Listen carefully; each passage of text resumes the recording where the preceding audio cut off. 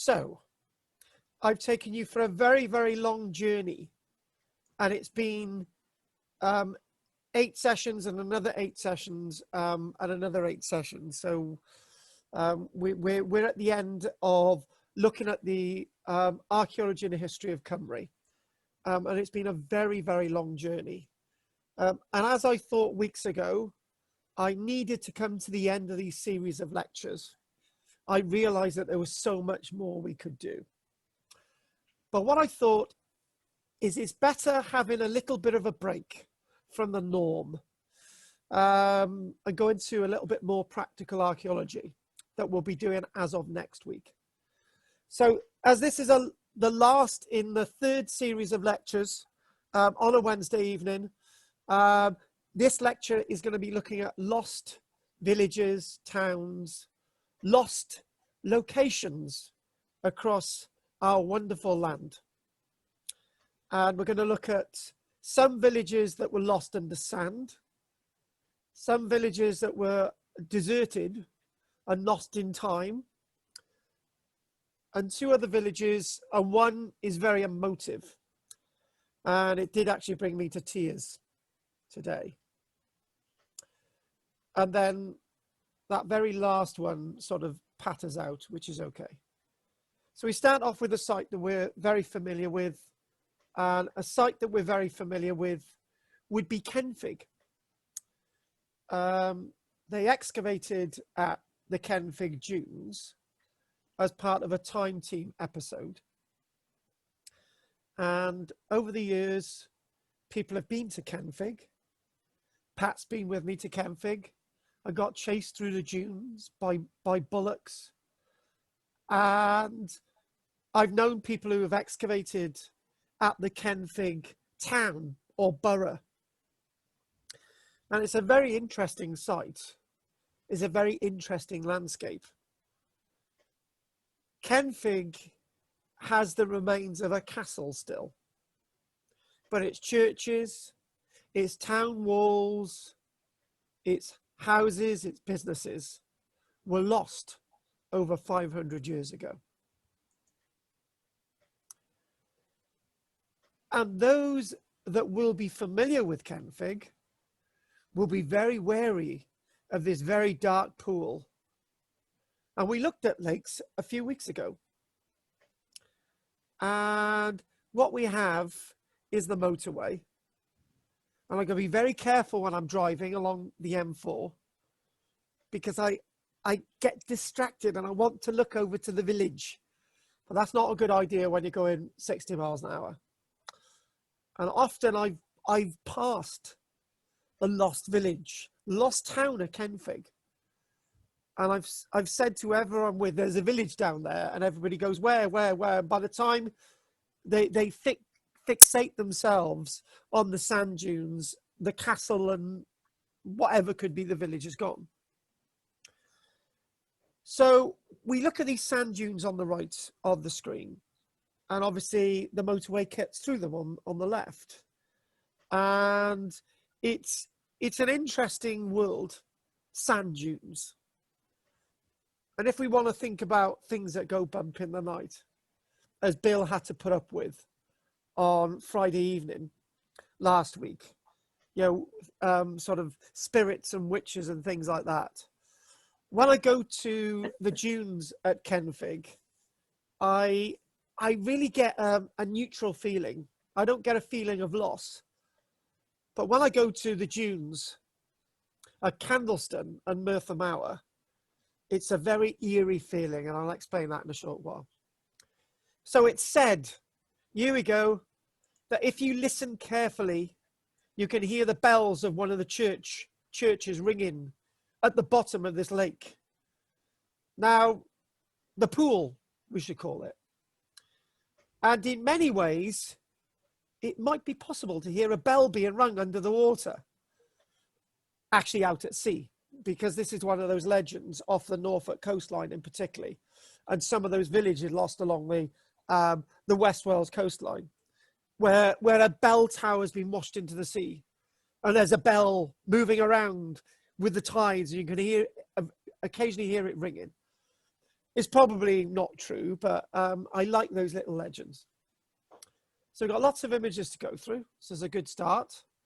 And there, look at that there, some building walls. And this is actually at the dunes at Kenfig. And what you can see is a build-up of sand. I go into my very interesting notes in front of me. The fortified medieval borough was in existence in the 1140s. So there it was in the 1140s, and by all accounts, it should have been one of those sites that should have lasted the test of time. If you're wondering what I'm doing in a minute, I'm just making sure of something on my screen. So we know about his existence in 1140, and what is a borough? Basically, a walled borough. Hang on a minute. Let's make sure I got that. A walled borough is something that the Normans established. Now, there was a walled borough at Tenby. There was a walled borough at Cowbridge. And what would happen in these boroughs, they would establish a main road, and they would divide up the frontage of that main road into plots. So you'd have a plot of about 10, 20 meters with the frontage on the main road. That would run in a slender line known as a Burgess plot all the way to the town wall. And that's what Cowbridge would be. And we believe that something was similar at Kenfig. And there were hundreds and hundreds of people living there. But what we do know is Kenfig was constantly being attacked by the people that land it was taken from them. The native peoples of Cymru used to attack the town at Kenfig on a regular basis. And with all those attacks, with the town being constantly set alight, it was a struggle to keep this borough stroke town going. And it's very odd that when you go there, you can just about see where the town walls were, but it's all been engulfed by sand. And what you can clearly see here is that above this wall, you've got several meters of sand. There you go, 2 meters of sand above it. And under 3 or 4 meters of sand are these walls. Church walls, town walls, domestic walls, and so on. It became inundated by sand by around the middle of the 1400s. So it'd been a borough stroke town for about 300 years. By the 1450s and the early 1500s, the town had almost been abandoned. All the churches and everything. And it remained a borough until 1883. So it had a very substantial rampart and ditch. And it was at a very important castle as well. And the castle still stands there today. And the Church of St. James stood outside the walls to the south, where there was an extensive suburb. Now, the amount of plots within the area of the borough, within inside the walls, there are 141 of them, 71 on each side of the road. And it's likely that each of those plots would have had a free person, a free Norman, and their family and their servants. So it's quite a sizable population. And we know about that in the about 1314. And like some of the other sites, it would have been, that we're looking at tonight, would have been dreadfully affected by the Great Plague of 1349. And it had up until a few years ago its own Kenfig Archaeological Society that had been excavating there for a few decades. But unfortunately, because of lack of interest and lack of funding, the Archaeological Society decided to close its doors. But they had excavated at Kenfig as part of a Time Team episode, and lots of other buildings were revealed. And this is a little bit of the remains of the castle. Like many of these villages and towns across Wales, they would have had their own Norman castle. Or if it was in the area of the princely land of the native peoples of Cymru in Gwynedd, a similar thing would have occurred. So a fortified manor or a castle with a village.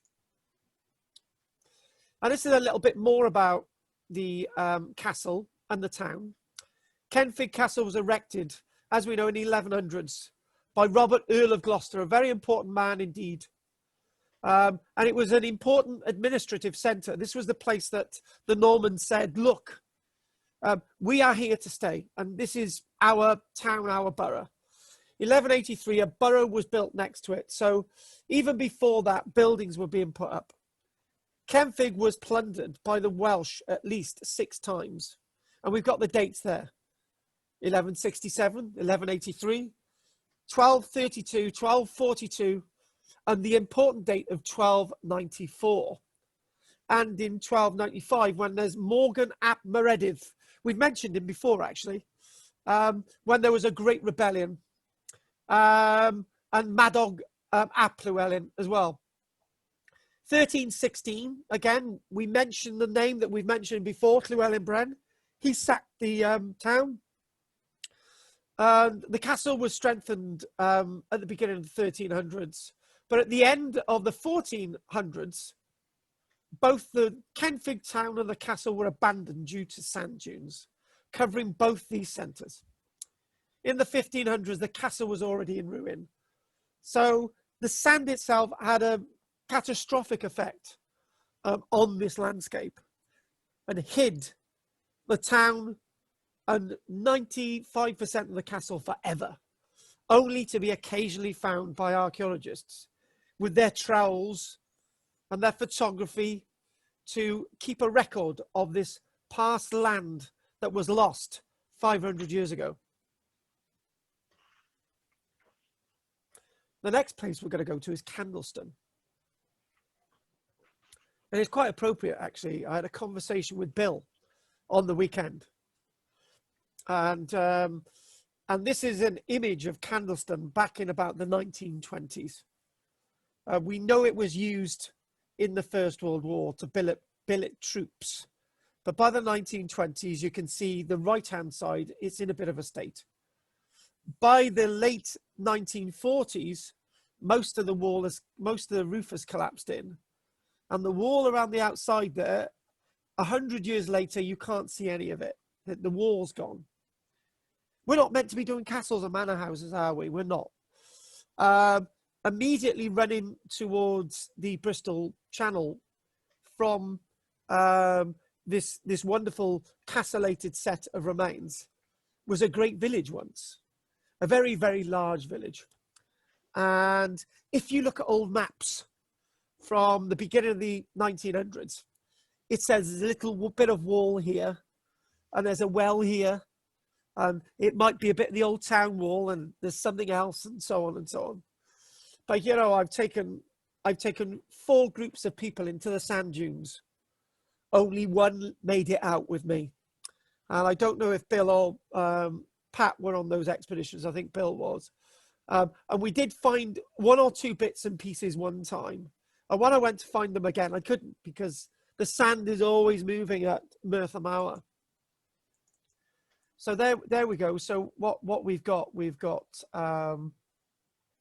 in all these sand dunes here, running all the way to the south, from the castle itself, running all the way through. That's the chemical works now, and it's quite an eerie place. I actually camped out there once, and it was one of the weirdest nights I ever had. And it was a very, very strange landscape. And you've got a feeling of loss. You've got a feeling of constriction. And it's also that sort of, I've seen 2 counteracting remarks.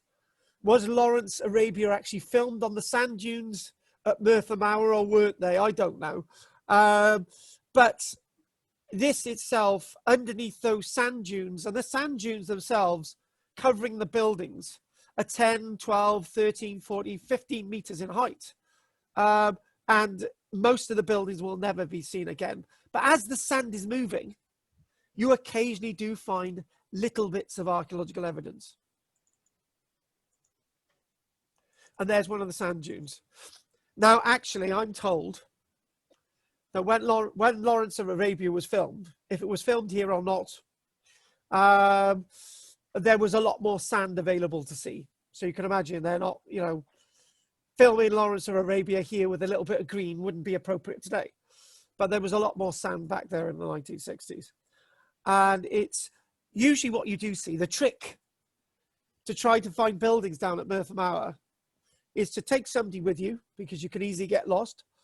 And the other trick is to look for little copses of trees like this. And usually down at the base of the trees, sometimes you can find little bits of wall poking out. That's where you need to look for bits of the structure. There's the remains of a mill very near the castle, but I'm damned if I can point it out to you on a map, so I'm not going to. You'll go in there trying to find it, and you're not going to find it. Again, more of these sand dunes, and this is this landscape all the way from Kenfig, in the towards Port Talbot and Pyle. So you got Kenfig, and then coming all the way towards Bridgend, and then past Porthcawl towards the south. You've got Merthyr Mawr sand dunes, and the Merthyr Mawr sand dunes themselves stretch all the way to the other side of the River Ueni, which is directly in front of you there. And it's a big sand duney landscape, lots of villages, lots of buildings lost. Very intriguing landscape. And there's another image, whilst I take a little slip. So I thought tonight, so I've done my little villages lost under sand. And now we're going to do 2 villages lost in time. And this one's not going to be familiar to any of you. And I've just got a couple of images to point out a few things. And then we'll move on to another more famous medieval village that was lost until 1977.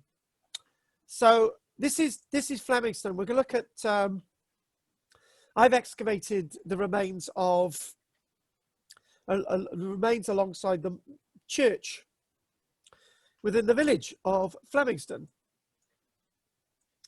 But there's another much older village, which is down here. And you can find very little about it, actually.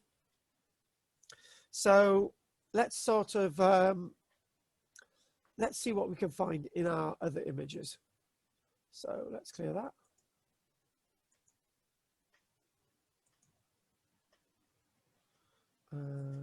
Bingo. It's as clear as day, isn't it? What you can see is that when I've taken Bill here, and you, let me work this out. Yeah, there's a road basically above here, and you've got to somehow go down here into this field. And what you can clearly see is a ditch, and here is this is a tributary of the River Thor, which is a little bit over there. So there's water actually running to the site, so I'd indicate there was a mill. And it's very likely that this is actually the manor house. So what you can see is you can see a lane here and another lane. You can see this sort of boundary here. You can see another little bit of a lane, another lane. And what you can then see is some earthworks. This is going all the way around the manor house. So this is another lost village. And it has been archaeologically excavated, lots of medieval pottery from there. And I can remember going there with Bill. When I went there with Bill, we looked in this area, which almost looks like it's a bit of a quarry. But there's actually a bit of a well here as well, and lots of old trees, very old trees actually. So Rosamond, how's the sound coming out to you? Very good. Is there any background noise? No. Good. Now, Rosamond, where is this? Oh. Oh, come on, please. St. Fagans? No. I don't know, Carl. Have I been there? Yes, you have been. Cosmeston. Yeah, Cosmeston Medieval Village. There we are. Phew, I went there today and I was looking at the village, funnily enough. Hang on, you went there today and you didn't bloody recognise it? Well, that's how I did eventually get there. You caught me, see? I you know, concentrating on Flemingston. So what you've got is lots of these deserted medieval villages across Wales.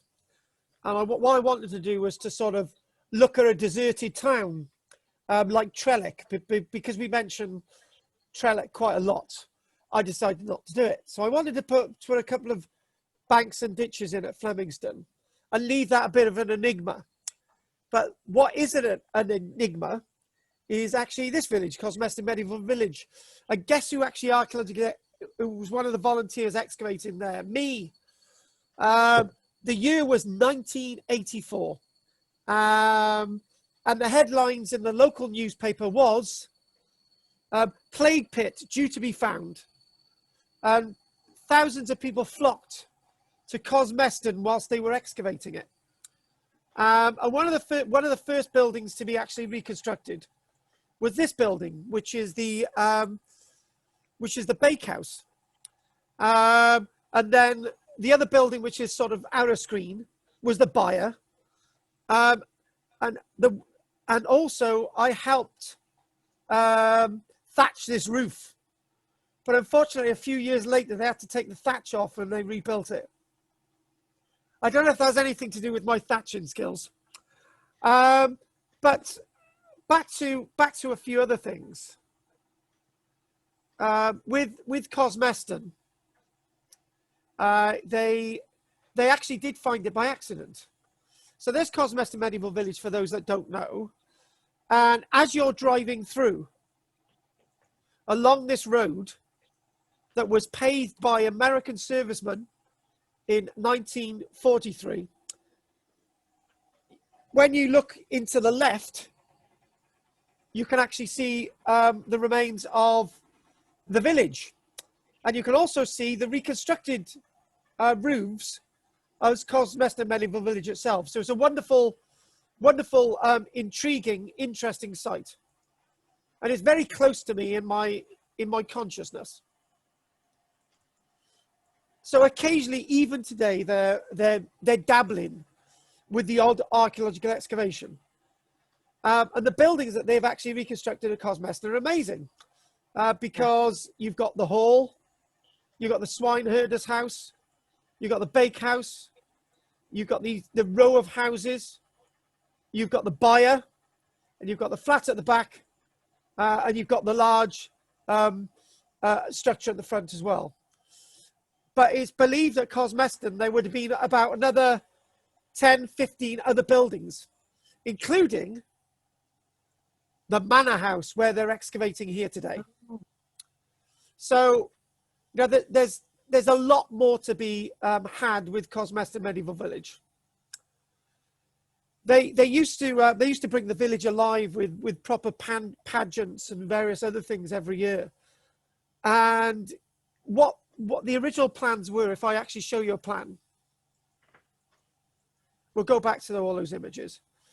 When they were thinking about turning the old quarry of Cosmeston into a country park, what they were going to do, they were going to put the Tourist Information Centre here. This is where they were going to put the Tourist Information Centre. And we're going to have the parking over by here because it would have been very convenient. Because you've got the old road here, and you would have just come off the B4267. And you would have just come in here, you'd have parked up here, tourist information centre would have been fine. But no sooner as they had planned that, the archaeologist actually said, there's a field by here called Castlefield. And they said, oh, okay, well, we'll leave this field. But nobody guessed that there would be a complete untouched medieval village alongside it. So after 1977, they realized that there was this untouched medieval village, completely, you know, there. They didn't know it was there before 1977. They knew the castle was there, but they didn't know about the village. So what they decided to do, they decided to excavate it. And the remains were so well preserved that they decided to reconstruct the village. So this byre was constructed first here. And then we reconstructed the bakehouse. Then we reconstructed these row of houses. Then the swineherder's house. And then the pigsty. And then the hall. And they've got no other plans to reconstruct any other buildings yet. But maybe in years' time, they will. And that's got fond memories for me as well, the dovecote. And I'm not going to tell you why. And over here are the remains of the manor house. And like many villages, like Flemingston had its own little manor house. Like Cosmeston had its own little manor house. Barry had its own little manor house with a little village around it and so on. And it was really great that they found this. And this was the first, I think there's another one somewhere else in the world. This is the first village to be reconstructed in the whole of Britain, medieval village to be reconstructed in the whole of Britain. And it's tribute to the archaeologists that actually worked there tirelessly to actually campaign and get funding from very notable companies like BP to help fund the work here, alongside the local authority and the county council as it was then. And organisations like the Rotary Club and the Masons, they all helped fund the work there. And proper excavation work really finished in the at about 1991, but there were other excavations after that. So if we move on a little bit. Now, what we're going to do next is go to KARL-JAMES. And this is where it gets really, really emotive. And this is about a real, proper, interesting, lost village. Have you ever heard of KARL-JAMES, Rosamond? I think I have. Is this the village that was flooded in the Yes. 60s, I think? It is a very sad story. It is, and that's where I'm going to get very emotive. So what I'm going to do, I'm going to stop you there, right? Because I wanted to drag you into something I was going to be doing in a few moments' time. But there were a few images that I didn't show you. So from Cosmeston. So that's a wonderful aerial view of the village. And there is something rather important to this village. Now, we're doing the archaeology and history of Cymru. We've mentioned raids by the native lords and the displaced princes on Kenfig. We've mentioned nothing of that sort at Flemingston, because Flemingston was a Norman village by all accounts. And Candleston, that's Norman as well. Candleston was built by the Cantaloupe family, and that's Norman. And you may think, where is the native element to all of this? Well, KARL-JAMES, where we're going to look at in a few moments' time, is going to be the real one that really speaks to our history. However, there is something very interesting about Cosmeston. Now, what we do here is about the Constantine family, the Caversham family, associated with Cosmeston, which are Norman families. But when they were excavating along here, they found a ditch with evidence in it that was associated with a pre-Norman village. People had lived here before the Normans. Now that's why that ditch is so important. It's not just about the Normans here. It's about that early pre-Norman village. So therefore, it's very likely that most of the local people from Cosmeston had actually had early origins. They weren't, obviously the lord of the manor at Cosmeston was Norman, but the people who lived here, who helped construct the Norman village, were actually from Wales, were actually the people of Cymru. And there's something else really interesting about this village. Now, we don't find this with Flemingston. We don't find this with Kenfig. We don't find this with Candleston. But when they were excavating, they not only found that really interesting ditch, but there's something even more interesting, that there's a continuity of people living at Cosmeston for maybe 2,000 years. Because in this area, they actually found evidence of an Iron Age farmstead, which then converted to being influenced by the Roman occupation, but nevertheless local people lived here. So people of native stock have lived here for nearly 2,000 years at Cosmeston, and I think that's fascinating.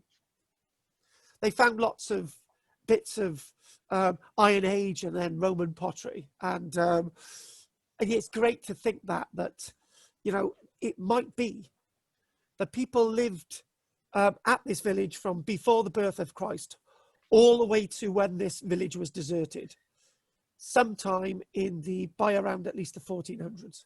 So it's great that we've got that continuity. And then later on, you've got this little farmhouse over here. Maybe what happened is that the small numbers of people that survived the plague in 1349 abandoned the village and maybe built another house over here, only for it to be rebuilt many years later. Isn't that fascinating? So what we're going to do... I can say, yeah, my dad actually wired that cottage. He was an electrician.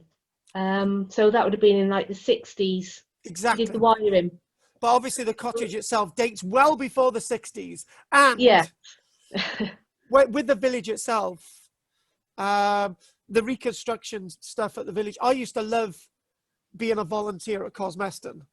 And I didn't always see eye to eye with this chap. But me and this chap were sort of working. I was working as a volunteer. He was being paid at the site. We were there from the late 1980s. And he eventually lost his job. And we actually came to an agreement at the end. We finished on good terms. And that's Nick Coles. And he worked at the village for many, many years. And I haven't seen him for many years, but if anyone does see him, say hello from me. So if we move on, that's the house that they rebuilt. You've got to keep rebuilding these thatch roofs when you're reconstructing the past. And they actually built the roofs initially using pine. And then they found out you don't build roofs using pine. You actually use oak, and oak lasts a lot longer. And just one little thing as well. When they were thinking about rebuilding this village, they thought what they were going to do. They were going to, let me do a bit of a drawing. I like my drawing. They were going to have about 4 or 5 courses on the bottom half like this.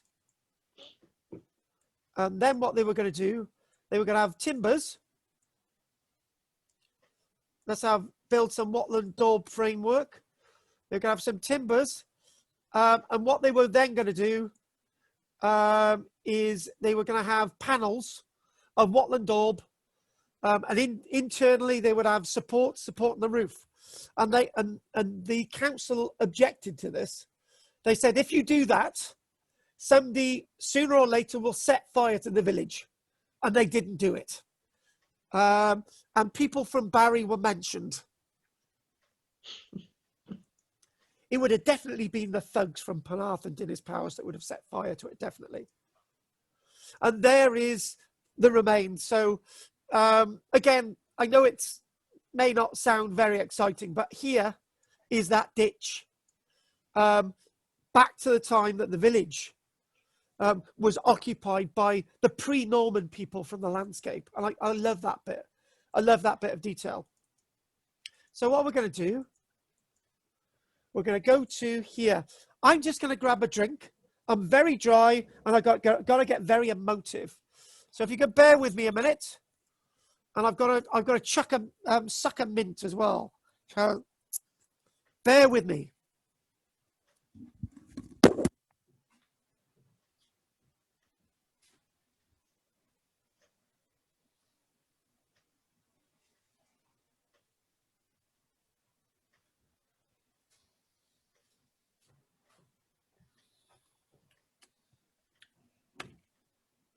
I certainly cleared my nose.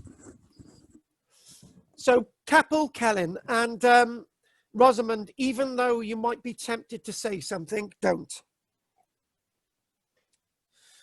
Now, I wanted to end this with a high and then, the whole series of lectures, but I didn't want to get on such a high that it's got very emotive. So there's two last villages that we're going to look at now. We're going to look at Capel Celyn. We're going to look at a village which is south of the Brecon Beacons and north of Merthyr. So Capel Celyn, what do we know about it? Well, there are many reservoirs across this wonderful land of ours, and many of those reservoirs are either from natural lakes, but one or two reservoirs that have been created have flooded whole villages, whole communities, whole ways of life. So we've looked extensively today at South Wales, places that are familiar to all of us. And now we're going to look at Gwynedd in the north, in the wild north, Capel Celyn. And there's one of the roadside posts from 1893, Capel Celyn. And Capel Celyn itself is a village that was flooded, not in the 1800s or the beginning of the 1900s, but in the 1960s. So we're going to tell you the whole story. And some of the forest. Now, this is when the reservoir runs dry. Capel Celyn, like many of these sites that we've seen tonight, have been abandoned or lost. But Capel Celyn was deliberately lost. It was a rural community to the northwest of Bala and Gwynedd, in the Afon Troer Erin Valley. The village and other parts of the valley were flooded in 1965 to create a reservoir, the Llyn Celyn Reservoir, in order to supply Liverpool and Wirral with water for industry as they flooded the valley.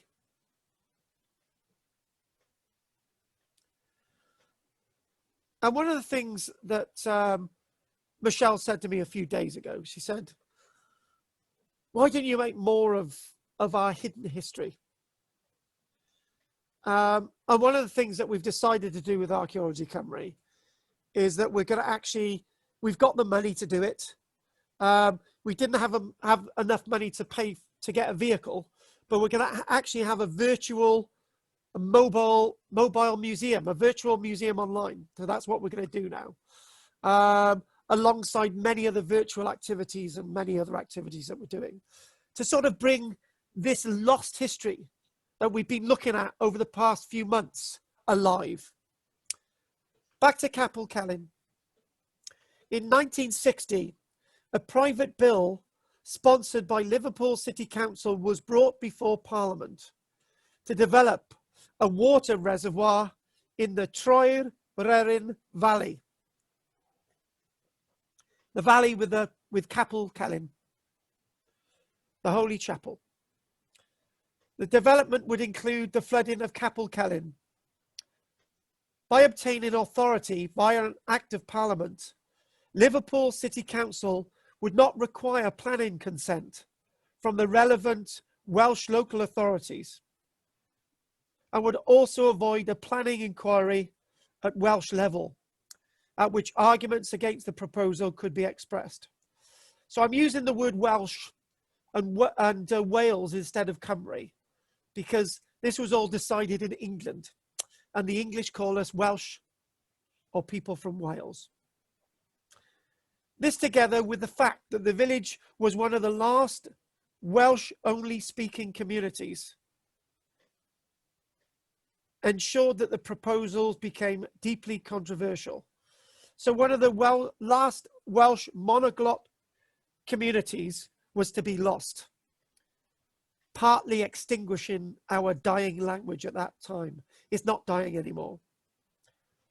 35 out of 36 Welsh members of Parliament opposed the bill and said no. And the other one didn't vote. So in fact, all the MPs were against it in Wales.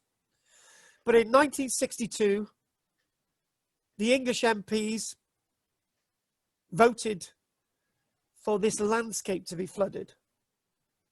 The members of the community waged an 8-year effort, ultimately unsuccessful, to prevent the destruction of their homes. When the valley was flooded in 1965, the village and its buildings, including the post office, the school, and a chapel with cemetery, were all lost. A few years ago, they wrote to the relatives of those that had been buried in the cemetery if they wanted their bodies exhumed. And most of the people said, leave them there. It's their village. 12 houses and farms were submerged, and 48 people in the village and 67 others in the valley lost their homes. In all, some 800 acres of land were submerged. A new reservoir, a new watery world, Llyn Celyn, was formed. Many of the stones from the original chapel were reused in the construction of the new memorial chapel, but the remains of the chapel are still there, those that were left behind. The water in the reservoir is used to maintain the flow of the River Dee, so that water may be abstracted downstream, and additionally to improve the quality of white water sports at Afon Drynweryn. So this itself is a tragedy. And I wanted this to be the end of all the series of lectures that we've been doing. Only 8 bodies were disinterred from when the relatives were asked if they wanted the bodies moved. All headstones were supposed to be removed, and the cemetery was to be covered in layers of gravel, then concrete. But another betrayal. This was never done. In other words, the memories of those people's names weren't moved somewhere else. The names were meant to be extinguished under the muds and erosion of the lake. When the reservoir dried due to a drought in the 1980s and 1990s, the village became visible again. The whole of the walled cemetery next to where the chapel stood was completely then covered in concrete, but not back in the day. And then the stones were then moved in the 1990s and not before. There was also a Quaker meeting place known as Hafod Fadog. It is recorded as a bronze plaque in a lay-by near the dam. And the plaque says, "Under these waters and near this stone stood Hafod Fadog, a farmstead where in the 16 and 1700s Quakers met for worship. On the hillside above the house was a space encircled by a lone stone wall where larger meetings were held outside. And beyond the house was a small burial ground. From this valley came many of the early Quakers who emigrated to Pennsylvania, driven from their homes to be persecuted, to seek freedom of worship in the New World. And in many ways, the people that once lived in this valley were also driven away. There was unanimous Welsh opposition to this landscape being flooded. And it's a shame that the voices of the people of Cymru weren't listened to back in the day. The flooding of Capel Celyn marked a sharp debate about the use of direct action, and to make sure this would never happen again. But you know what? This could happen again. All it would need is an act of parliament for another valley to be flooded. In October 1965, the Llyn Celyn Reservoir opened, and there was a sizable Plaid Cymru organised demonstration. A year later, Gwynfor Evans won Plaid Cymru's first parliamentary seat in Carmarthen. But enough of the politics there. On the 19th of October 2005, Liverpool City Council issued a formal apology for the flooding. Some in the town of Bala welcomed the move, though others said the apology was a useless political gesture and came far too late for those people who remembered the loss of these people's homes and livelihood back in the 1960s. So Cofiwch Drynweryn is the slogan that's daubed on walls that are still standing above water across this landscape. And it's quite a tragedy, really. And people protested through the streets of Liverpool to try and stop the flooding of this valley. Remember Drynweryn was the chant. Cofiwch Drynweryn. Cofiwch Drynweryn. And that was the chant. And it wasn't listened to. And without being over nationalistic, most of the history and archaeology that I've attempted to show you over these past few months has either been hidden, lost, and most of you had never heard of it. So it's been a delight to have offered you that part of history. Drowned by English pigs. And that's what the village used to look like on the left. Drowned by English pigs. Cofiwch Drynweryn. Remember Drynweryn. And the thing is, what sometimes happens is that this memorial is painted over, not by Welsh nationalists, because this is a nationalist slogan, by people who simply don't want the memory of this village to be remembered. And that's what we're talking about. Much of what we've spoken about over these past few months has been forgotten. The princes of Cymru have been forgotten. The native built castles have been forgotten. The native battlefields have been forgotten. The native monasteries have been forgotten. Our history has been forgotten. The coins that our princes have been forgotten. And this village must not be forgotten. as a memory to all those terrible things that have happened to our land. And this is what it looks like today. I tell you what, right? If I ever get to the age of 80 and I've managed to achieve everything that I want to achieve in life, that's going to have a stick of dynamite in it. And this is as the old B4391 disappeared under the water. You know, cars once drove on this road and into the village and across that landscape, within that valley, with a population of over 100 individuals. And the only language that they spoke was the language of their forefathers. And now they lived elsewhere. And as the lake occasionally dries up, you can see these little echoes of the past, little roads and little bridges, and the wall of the cemetery and so on. Almost tempted to drive on that in a Land Rover, do you know what I mean? And then go into the lake and find all the other buildings. That's what the chapel used to look like. So what happened was that in 1965, they were meant to cap this all over to protect the graves from being eroded away and the bodies being displaced, but they didn't do it. They only did that in the 1990s, where they capped it off from the bodies being eroded away. Almost concreting the graves, the bodies into the ground, is a way of keeping our ancestors there so that nobody forgets the injustices to what our country has actually faced.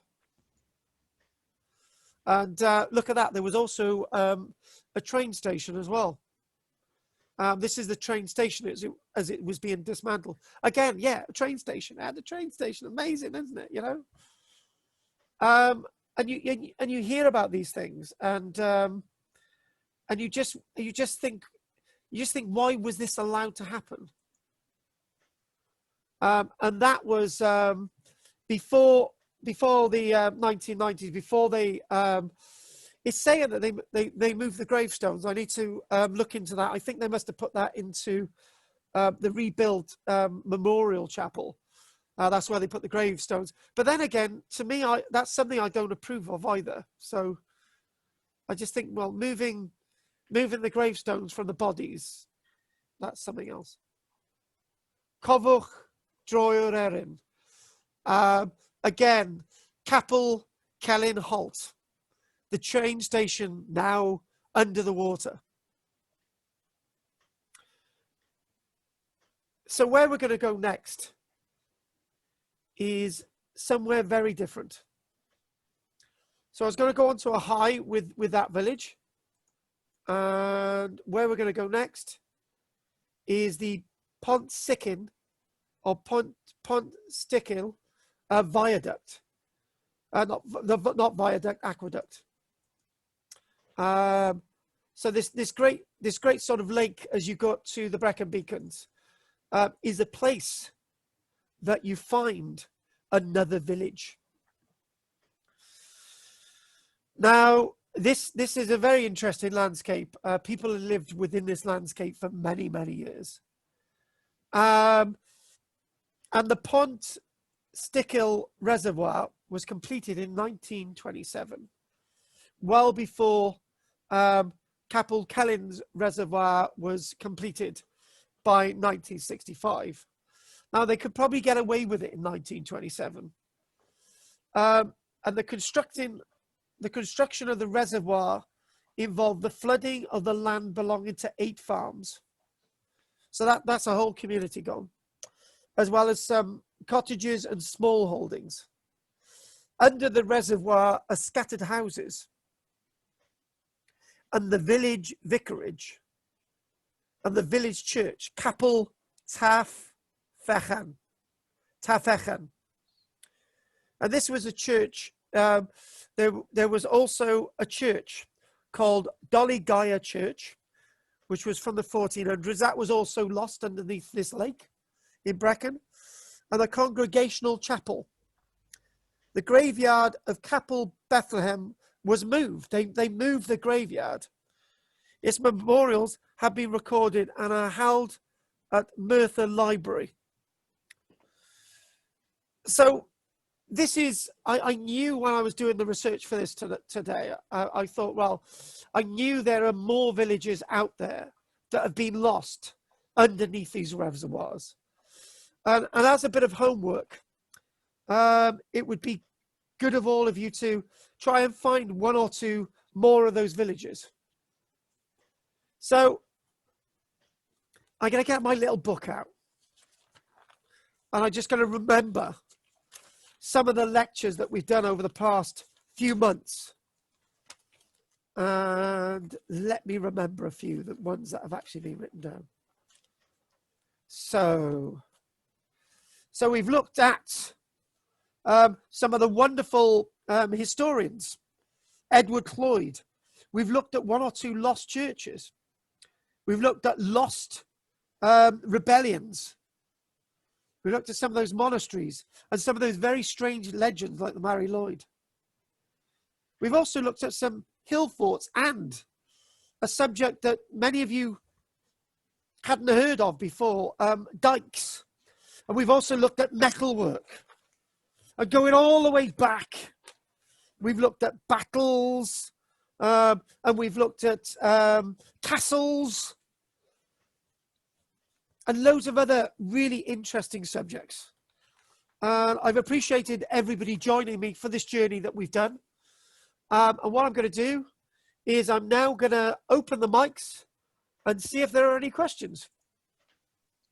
So everybody, let's have your mics on. Asked to unmute. And what we're going to do is start off with Rosamond. Anything you would like to say? Well, I was thinking of a farm actually that was in Landock by the church. I don't know if anyone remembers that. But I know the farm. The man was forced out of his house. Yes, and it was he was demolished. evicted. Yeah, he was. That's not that long ago, is it? I can't quite remember when, but I remember it being an old farm, and that family had been there for many, many years, and they were. I think that was 1978. Yeah. You know, they were forced out, and now it's modern houses. That's right. I don't know what happened to them, but yeah. So that's we were saying about the homework that came to mind. Yeah, and also in Barry a couple of years ago at White Farm, the family were kicked out of there as well. It's you know, you're going and we're building a housing estate on roads and so on. Yeah. And in many ways, it could be said an Englishman's home's their castle, but in Wales, a Welsh person's home is an Englishman's castle. Yeah, and it's true. Well, you know, those that they must have been part of an old tenancy. Yes. And that was just taken away from them. Yes, yeah. It was taken away. It was taken away. And do you know? Yeah, shocking, really. It is shocking. Do you know what the person who should be appropriate to say something next is your wonderful grandson, Evan. But he doesn't seem to want to speak tonight. So, Pam, oh, there you go. Anything you'd like to say, Stav? Well, I was going to ask Stav if he's actually been to the village of Cosmeston with his school. Did you go with Pennegarth, love? I can't hear him. Oh. He hasn't. He hasn't unmuted. He has unmuted. That's the thing. The line's missing. I went with my mum. Ah. Oh, right. Your mum. Good. And what did you see there at the village? Well, I was like 2 when I got really freaked out by the statues. I thought they were going to kidnap me and kill me. Do you know that the statues there are quite freaky, aren't they? Yes. I've run away from those too. Yeah, most women run away from me as well. Anything else you want to say, Stav, as well? We've got 1 minute left. That's correct, actually. You're correct. What about you, Goff? Anything you'd like to say? Oh, it's very interesting, but you mentioned the lost village in Flemingston. what was the name of the village, or was it just part of Flemingston? Actually, it was actually it was a separate village. It was a separate area, and but it's all connected with the village as far as I know. So Didn't have a name. no, it is there's very little on it, actually, very little at all. Okay, So, very interesting lecture. Thank you. Very, very good question about Flemingston. Yeah, there is. Thank you for that, Goff. What would you like to say, Pam? I liked the look of Cosmeston. It'd be good to visit that one day. Yep, it's still there. And Bill, Well, worth a visit. Yeah. what about you, Bill? There, just at the moment. Yeah, I got a few comments, Carl. First of all, going back to the lost town of Kenfig, if you know where to look, a tiny part of that is still visible. It's in the form of a few courses of masonry underneath a lot of scrub.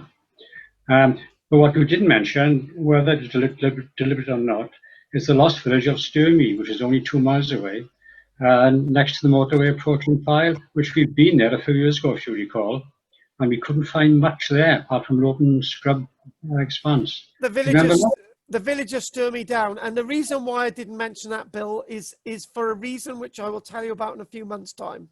Okay, that's fine. The other thing, a point of correction, if you don't mind. Capel Celyn doesn't mean Holy Chapel; it means the Chapel of the Holly, because holy in Welsh is sanctaidd, so it's Holly Chapel, not Holy Chapel. And on a political point, No, that's right? fair enough. That is a good collection. Yes, Okay. the Chapel of the Holly. Yes, okay. Okay. On a political note as well, as the population of our friends and neighbours, the English, increases over the next decades or so, the demand for water will increase, which will inevitably mean there'll be more valleys in Wales flooded to produce water for the growing population. You can see that coming, can't you? If we're an independent country, they'll be buying it off us. Yeah, well, that's the idea. We should be selling it. Yeah, do you know? Water. Do you know, as some of you might know, somebody amongst us is standing as a candidate for next year's assembly elections. Do tell. And one of the things is to actually come up with a price on how much we're going to charge Liverpool for our water. Quite right. Should have been done long ago. Yes, it should. You are right. It's not holy. It's the Chapel of the Holly. It's going to happen, isn't it? Well, thank you, Carl. That's fine. You are right. Thanks for that correction. Thank you. Yes, exactly. What about you, Peter? No, that was fine. Enjoyed it. Yep, no, all good. And Pat? Yep, same as Peter. Thank you very much. Interesting. Good. It's good to be corrected at the end there. You could have interrupted further in, Bill, to not make a complete fool of me, but that's life. Okay then. Anyway, so it looks like we'll be seeing you all next week. Yeah. Yes, indeed. Yes, I expect so. So do I need to send any reminders about the money for next week, or you're all okay? You'll all remember. Of course. Good. Yep. I think I might be paid up, Carl, but I'm not sure. You are, and you're a creep. Well, Rosamund, your Hello? T-shirt is looking brilliant behind you. It really is. Oh, One day, did you notice? One day I'll get my girl, which I paid for. I haven't had it yet. Oh, you haven't had your T-shirts? No. Well, give me a couple of blooming days. It's been It's printed on now. its way. I know that. It's on its way. It is on its way. Looking good. Well, I think that's everything for tonight. So I will be seeing I'll be seeing some of you tomorrow, Bill and Pat and Goff and Pam and whatever tomorrow. So if there's no more questions, thank you very, very much for joining me tonight.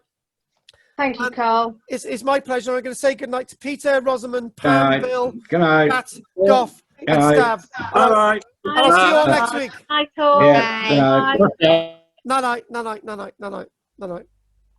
Night. Bye. You're going as well. Well, you may as well, you know. That's good. So how you finding school this week, Stav? It's all right. Oh, good. Well, anyway, I will see you. I will see you next Wednesday, and we'll go from there. Okay.